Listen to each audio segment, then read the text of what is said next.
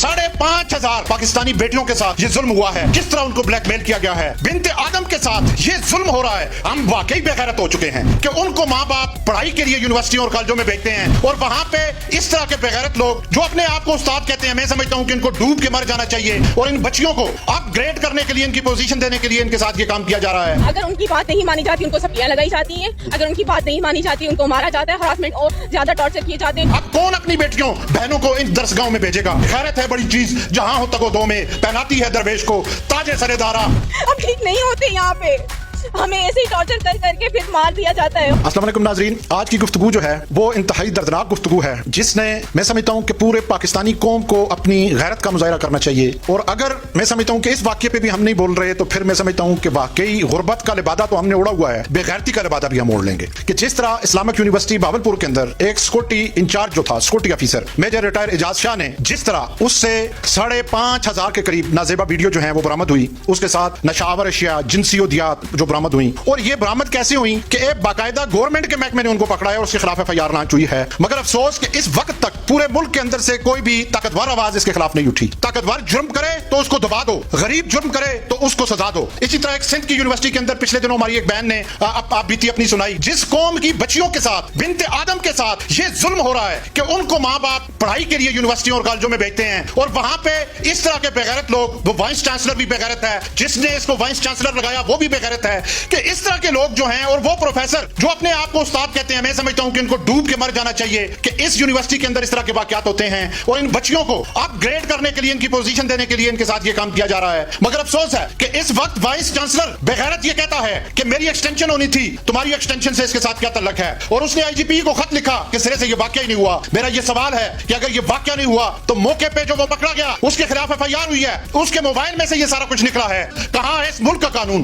क्यों उसके खिलाफ एक्शन नहीं लिया जा रहा? 5,500 हवा की बेटी के साथ, पाकिस्तानी बेटियों के साथ ये जुल्म हुआ है, किस तरह उनको ब्लैकमेल किया गया है। क्या कहूं इस मुल्क की सियासत पे कि जिस मुल्क की सियासत के अंदर लोगों की घरों के अंदर की वीडियो जो है वो ओपन की जाए, ये इस मुल्क की सियासत का हाल है। आज देख लें कि एक दरसगाह में ये काम हो गया है कि जिस मुल्क के अंदर सियासी लीडर इस तरह की वीडियो जो है वो जारी करें। आज एक दरसगाह, वो दरसगाह के जहां पे लोग अपनी बेटियां और अपनी बहनें पढ़ने के लिए भेज रहे हैं। मैं तो समझता हूं कि खुदा की कसम इस मुल्क में अब रहने के काबिल हम नहीं रहे, हम वाकई बेगैरत हो चुके हैं। मैं समझता हूं कि आज अब हमारे लिए अफगानिस्तान की सरहदें खोल दी जाएं, ईरान की सरहदें खोल दी जाएं, बांग्लादेश की सरहदें खोल दी जाएं। ये मुल्क अब रहने के काबिल नहीं है। गुर्बत से तो खुदकशियां हो रही हैं, मगर आज एक दरसगाह में अगर इस तरह के वाकयात होते हैं, और नाजरीन ये सिर्फ एक दरसगाह आपके सामने आई है, अगर इस मुल्क के तमाम दरसगाहों के अंदर जो बड़ी बड़ी यूनिवर्सिटियां हैं, खुदा की कसम ऐसी मालूमात है कि वहां पे भी यही काम होता है। मुझे अफसोस है कि यह वाकया अगर किसी मदरसे के अंदर हो जाता, दीनी के अंदर, तो वो एंटियां, वो इंसानी हकूक की तंजीमें वो इस वक्त सर आसमान पे उठा लेती।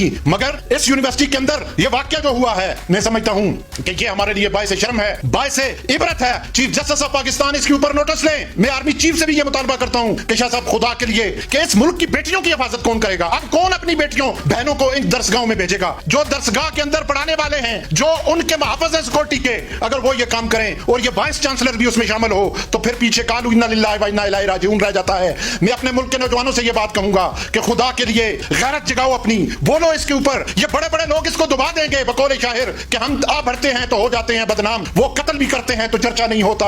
मैं समझता हूं कि ये जुल्म का निजाम, ये खौफ का निजाम, ये लाकानूनियत का निजाम, ये यजीद का निजाम, अब ये मुल्क जो है वो इसको बर्दाश्त नहीं कर सकता। अगर हम बर्दाश्त करते हैं तो वाकई फिर हम एक कब्रिस्तान में पड़े हुए मुर्दे हैं, फिर हमसे वो मुर्दे बेहतर हैं। हम बेगैरत हो चुके हैं, मगर हमने अपनी गैरत को जगाना है, इसके ऊपर बात करनी है, वरना मेरे पाकिस्तानियों तुम्हारा वो हशर होगा कि आज तो यूनिवर्सिटियों के अंदर हो रहा है ये काम, कल ये लोग तुम्हारे घरों के अंदर घुस के ये काम करेंगे। इसलिए शायर ने कहा था कि गैरत है बड़ी चीज, जहां हो तको दो में पहनाती है दरवेश को ताजे सरेदारा।